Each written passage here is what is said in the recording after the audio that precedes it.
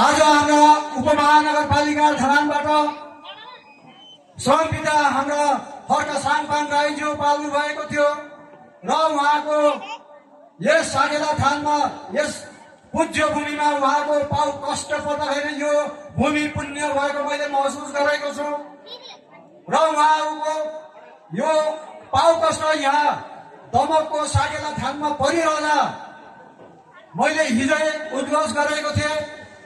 मैले इन्द्र देवतालाई कामना गरेको छु आज हावा चल्छ बादलले सूर्य ढाक्छ भनेका थिए। त्यो महसुस आज मैले मात्रै गरेको होइन, जति पनि हिजो उपस्थित भएका थिए उहाँहरू सबैलाई त्यो कुरा को जानकारी छ र यो समयको पाबन्दीले यस्तो समयमा पनि उहाँ आज श्रमपिता हर्क साङपाङ राईज्यू हाम्रो दमकमा आएर र यहाँ जति पनि आज गठन गरेर जानुभएको छ 175 जना छ। उहाँहरू दुर्व मौले जस्तो मौलेर जाउन्, केरा गाले जस्तो गालेर रहन् र वर र पिपल जस्तो तपेर रहन्, चन्द्र र सूर्य जस्तो एउटा अडिक भएर उहाँको मार्गदर्शनमा अगाडि निस्किनुहोस्। आज उहाँ देश बनाउने अभियानमा निक्लिनु भएको एउटा युवा आज लाखौं जना उहाँको पछाडि हिँड्न बाध्य भएका छन् र हामी पनि हिँड्न बाध्य भएका छौं। आज यो देश पोखरो भएर गइसकेको छ। मेयर साङपाङ भन्नुहुन्छ दिनमा हजारौं जना बाहिर हवाई जहाजदेखि बाहिर रहेको हुन्छन् भनेर भन्नुभएको छ। हुन पनि हो, उहाँले मास्टर डिग्री गरेर आफ्नो सर्टिफिकेटलाई कोठीलामा चेपेर एउटा कोरियाको खानोमा गएर उहाँले काम गर्नु बाध्य भइरहेका छन्। आखिर के को लागि त हो त? हामी यदि हाम्रो सरकारले एउटा शिक्षालाई उत्पादन गरेर नोकरी यदि दिन सक्दैन भने कलेज र स्कुलहरू पनि बन्द गर्दा हुन्थ्यो नि। किन व्यक्ति र विषयमतीलाई मनाउनका लागि ती एउटा सभ्य र मान्य जो बुद्धिको खानीलाई अगाडि बढाउने कोसिस गरिरहेको हुन्छ। विद्या आर्जन गरिसकेका जनताले ती विद्यार्थीहरूले यो ठाउँमा काम पनि दिलाउन सक्नुपर्छ र आज मार्मिक कुरोहरू हाम्रा हर्क साङपाङज्यूले पस्किसक्नु भएको छ। उहाँको मार्गदर्शनमा यदि हामी पनि उहाँलाई साथमा साथ दिने कोसिस यदि गर्यौं भने हाम्रो एउटा सानो आगोको झिल्काले रानीवनलाई सघा पार्न यदि सक्छ भने एउटा थोपा थोपा मिलेर एउटा नदी बन्न सक्छ र ती नदीहरू गएर सागर बनाउन सक्छ। त्यसो भएको हुनाले आउनुहोस् उहाँको अभियानलाई सफल बनाउनका लागि सबैले हातौँ हात गरेर हामी अघि बढौँ र यहाँहरूलाई म समापन गर्नभन्दा अगाडि यो साकेला थानको बारेमा म केही कुराहरू यहाँहरूलाई जानकारी गराउन म चाहन्छु। यो साकेला थान 2072 साल 1 महिना 21 गते स्थापना भएको थियो।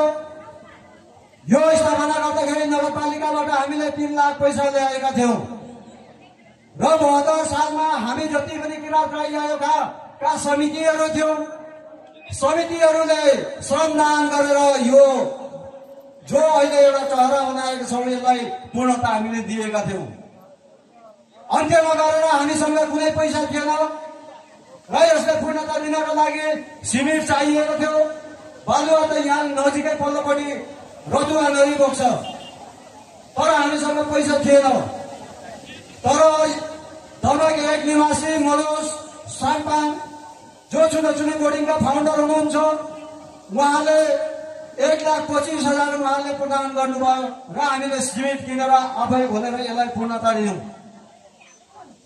र 72 सालमा रोपिएका बिरुवाहरूले आज छारी दिन थालेको छ। यो पिपलसँगै हाम्रो साकेला थानको बीचमा एउटा बर रोपेका थियौं। कुशलवतीहरूले त्यो हाम्रो बिरुवालाई चट्ट खुकुरीले काटेर हाम्रो तिर्सुलाई पनि बङ्गाएर तल लगेर फ्याँकिदिएको थियो। मैले फेसबुक सञ्जालबाट धेरै कराएँ, धेरै गाली गरेँ, तर कसैले पनि आवाज उठाइदिएन। जबकि किराँत राईहरू 2052 सालमा स्थापना भएको एउटा दर्तावाला संगठन हो। सिर्फ एउटा आवाज उठायो, मेरै भन्दा उल्लाबारीमा बस्ने उसले एउटा यो एकदमै दयनीय र चिन्ताजनक छ भनेर त्यो मैले लेखेको स्टाटसले सेयर गरिदिएको थियो। र त्यहाँबाट आएर प्रत्येक शनिबार यो साकेला थानमा बडार कुरार पोटा टिप्नेबाट लिएर यसलाई रेखदेख गर्नको लागि हाम्रो कार्य समितिहरू प्रत्येक शनिबार श्रमदान गरेको कुरा पनि म यहाँहरूलाई जानकारी गराउन चाहन्छु। तपाईहरुको यो वरिपरि देखिएको बिरुवाहरू हाम्रो समितिहरूले रोपेर आज शीतलता प्रदान गर्न सक्ने भइसकेका छन्। त्यसका थप आज हाम्रा धरानका मेयर साहब उहाँको एउटा सानो कथा म सुनाउन चाहन्छु।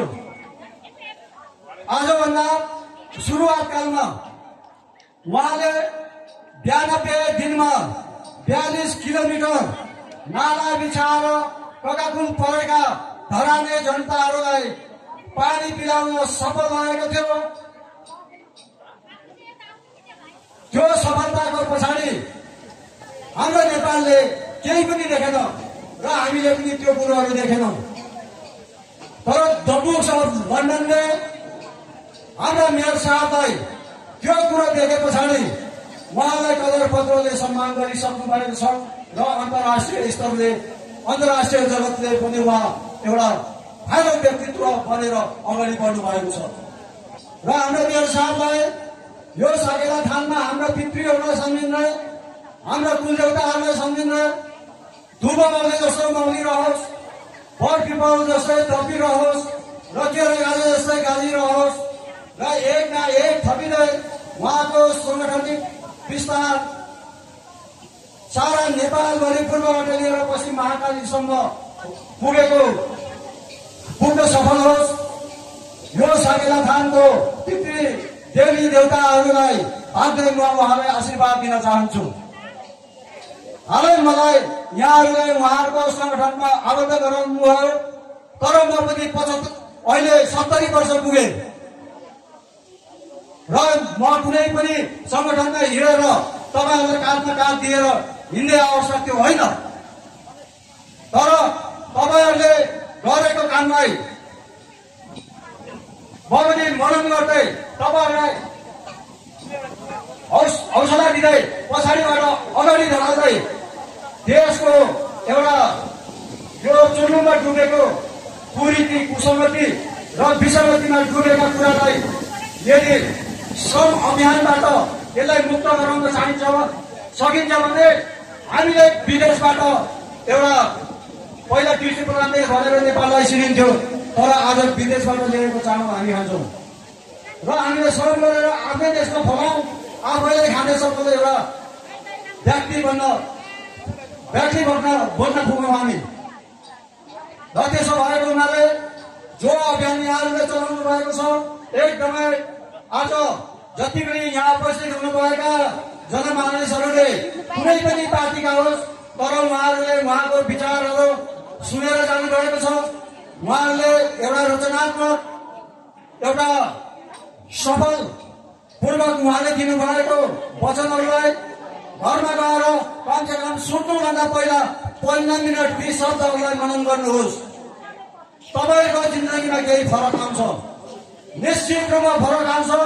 भोलिको बिहान उठ्दाखेरि साँच्चै नै मैले गरेको कुरा र मैले योभन्दा अगाडि गरेको कुराहरू सबै गल्ती थिएछ, तर अबबाट यो मार्गमा हिँड्नुपर्ने रहेछ भन्ने सद्बुद्धि पक्कै पनि तपाईको दिमागमा घुस्नेछ। र आज यसरी उपमहानगर धरानबाट पाल्नु भएर उहाँ मेयरहट साङपाङका सम्पूर्ण टोलीलाई जसरी यहाँहरू आउनुभएको थियो, यहाँहरू सकुशल त्यसै गरेर उहाँहरू धरानसम्म पुग्ने शुभकामना दिँदै र हाम्रो समिता बहिनी भद्रपुरबाट पाल्नु भएको छ, उहाँ पनि सकुशल पुग्ने कामना गर्न चाहन्छु। र त्यसै गरेर यो सभालाई सफल बनाउनका लागि 2 दिन अगाडि यहाँ एउटा चेली हुनुहुन्छ युकेमा पुष्प कोयु, उहाँले 36,000 पैसा सौजना गर्नुभएको थियो र मेरो दाइ पर्ने प्रोफेसर खड्ग खाली पनि उहाँ हुनुहुन्छ, उहाँले पनि पैसा माग्नु भएको छ र उहाँले डाक्टर नभौ किशोर राईलाई काठमाडौँमा उहाँ आउनुभएको छ अहिले बेलायतबाट, उहाँले तिमीले पैसा मागेको थियो र 10,000 दिनु भनेको छ, के गर्नु म पठाइदिन्छु है भन्नु। अनि उहाँले फेरि यहीँ मलाई पैसा पठाइदिनु भयो र पुरा 46,000 युकेबाट आएको छ। र त्यस्तै गरेर हिजो दमकसर निवासी मनमाया राई उहाँले 5,000 सौजना गर्नुभएको छ र त्यस्तै गरेर युकेमा बस्नुहुने दमकसर निवासी अमर र प्रेमिका उहाँले 7,000 को पानी पिलाइदिनु भनेर उहाँले पठाउनु भएको थियो र गणेशजीले आज 50 कार्टुन पानी सौजना गर्नुभएको छ र त्यस्तै गरेर कमल गाउँपालिका किराँतराई आयो सदस्य हाम्रो सुभाष एरोई राई उहाँले 50 कार्टुन सौजना गर्नुभएको थियो। उहाँहरूलाई पनि धेरै धेरै धन्यवाद म दिन चाहन्छु, जसले गर्दाखेरि हाम्रा यो अरूले जोसुकै देखौँ तर मेरो नजरमा सभ्य र भव्यताको साथमा आज सम्पन्न हुन गइरहेको कुरा म सम्पूर्ण खाली चेयरहरूलाई बताउन चाहन्छु। र कति पनि ढिलो नगरिकन म आजको यो अन्तर्क्रिया भेटघाट कार्यक्रम यही सम्पन्न भएको कुरा पनि यहाँहरूलाई जानकारी गराउँदै म पनि बिदा मागेर हाम्रो पश्चात हाम्रो उहाँ सेकेन्डरी हुनुहुन्छ, उहाँ लाहुरे हो, उहाँको छेउमा पर्नु होला, अलिक टाढै बसिदिनु होला पनि म यहाँहरूलाई जानकारी गराउन चाहन्छु। र त्यसो भन्दै मैले पाउ कष्ट गरेर आइदिनु भयो धरानबाट, जसरी आउनुभयो त्यसरी उहाँहरू पुगेर मलाई फोनमा हामी पुगेर भनेर प्रसाद नम्बरीमा मलाई खबर गरिदिनु होला भनेर मेरो 2 शब्द यही अन्त गर्न थाले। हस् त, धन्यवाद। गाई माइलाले गावै छोडो रे